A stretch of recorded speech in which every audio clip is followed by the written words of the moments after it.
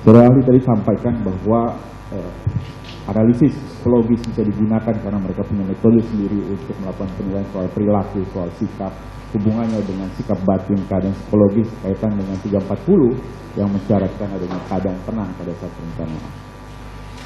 Selain ahli psikologis, saudara saksi tadi sudah saya tanyakan, sudah membaca berita acara pemeriksaan dari saksi-saksi juga terdakwa.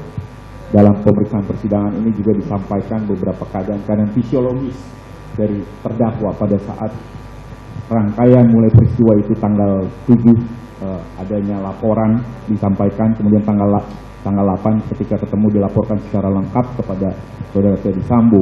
Kemudian beberapa saksi menyampaikan bahwa saudara Ferdy Sambo menangis, kemudian dalam keadaan bergetar tubuhnya, dan itu berlangsung di beberapa waktu setelahnya sampai dengan kemudian terjadi peristiwa penembakan, bahkan setelah peristiwa penembakan itu. Apakah keadaan-keadaan dari keterangan saksi-saksi tersebut itu bisa menjadi salah satu gambaran bagaimana untuk mengukur keadaan sikap pelaku pada saat itu? Kalau Bapak tadi sudah ahli menerangkan keahliannya, bahwa barusan aja dia katakan bahwa ahli ini hanya bisa menjelaskan tentang pemidanaan.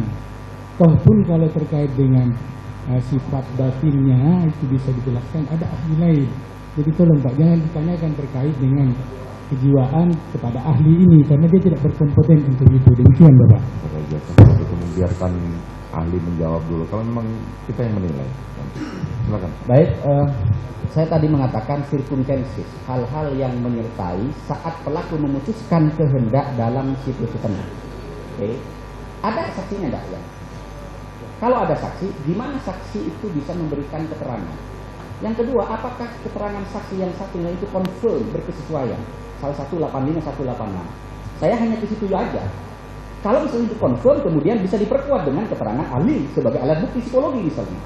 Kalau confirm, bisa jadi kesimpulannya adalah memang saat memutuskan kehendak itu ternyata tidak dalam situasi tenang, sehingga unsur itu menjadi batal atau patah ketika dikaitkan dengan unsur dengan rencana terlebih dahulu. Selebihnya saya tidak akan komentar karena saya setuju, saya tidak boleh masuk ke dalam hal-hal yang sifatnya kejiwaan.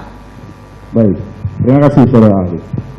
Saudara ahli tadi sudah menyinggung sebenarnya pentingnya dalam konteks 340 pembunuhan berencana untuk juga membuktikan motif, karena itu ada hubungannya dengan sikap batin, dan dari motif itu kita bisa mengukur seberapa jauh sikap batin si pelaku bisa bertindak secara emosional atau tidak. Ya. Saya lanjutkan. Okay. Dalam perkara ini sudah dibuktikan di pengadilan, baik keterangan saksi maupun keterangan nanti terdakwa di berita acara juga, motif yang terjadi pada tanggal 8 dalam hubungannya dengan kejadian peristiwa di tanggal 7, kekerasan seksual terhadap saudara Putri Chandrawati yang dilakukan oleh J.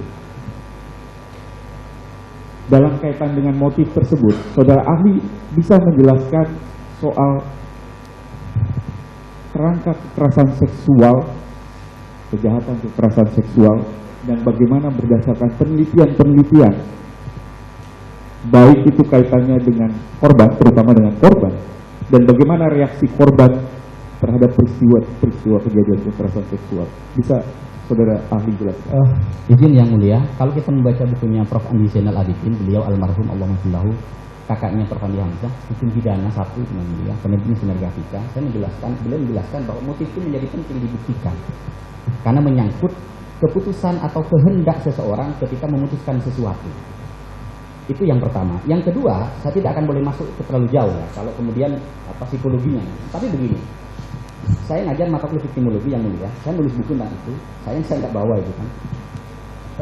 Di dalam kasus-kasus kekerasan seksual, dalam perspektif victimologi, pertama, itu seringkali terjadi di ruang-ruang private. Sehingga apa? Pasti minim buktinya. Satu-satunya bukti yang biasa dihadirkan oleh jaksa adalah apa? Visum. Saya membaca banyak tulisan visum. Tetapi kalau visum tidak ada gimana? Nah, pertanyaan saya begini, visum tidak ada itu adalah terkait dengan tantangan yang lebih berat yang dihadapi jaksa untuk membuktikan, tapi dia tidak menghilangkan tidak adanya kejahatan. Dan jangan disimpulkan bahwa kalau korban tidak melakukan visum tidak terjadi kejahatan. Kenapa? Karena begini yang mulia, dalam perspektif viktimologi, korban kekerasan seksual itu tidak semuanya punya keberanian untuk melapor. Banyak faktor. Satu, riset saya menunjukkan bahwa korban kekerasan seksual ketika melapor, dia akan mengalami yang namanya viktimisasi sekunder. Apa? Perlakuan yang tidak senonoh, tidak enak dari banyak aktor. Dari sistem peradilan pidana misalnya. Makanya salah satu contoh, mohon maaf, saya agak vulgar. Dalam kasus perkosaan misalnya, seringkali ditanyakan, saudara itu berapa kali diperkosa? 5 kali, Pak. Kalau 5 kali, itu bukan perkosaan. Yang pertama, perkosaan. Tapi yang kedua, yang kelima, suka sama suka. Saudara menikmati nggak? Itu pertanyaan-pertanyaan yang sifatnya menjadikan korban menjadi korban kedua kali karena pertanyaan yang tidak ramah. Maka kenapa muncul Perma yang mulia 2016 itu ya, tentang perlakuan yang baik terhadap perempuan. Nah, faktor yang lain, ada banyak faktor kenapa kemudian korban itu justru tidak melapor.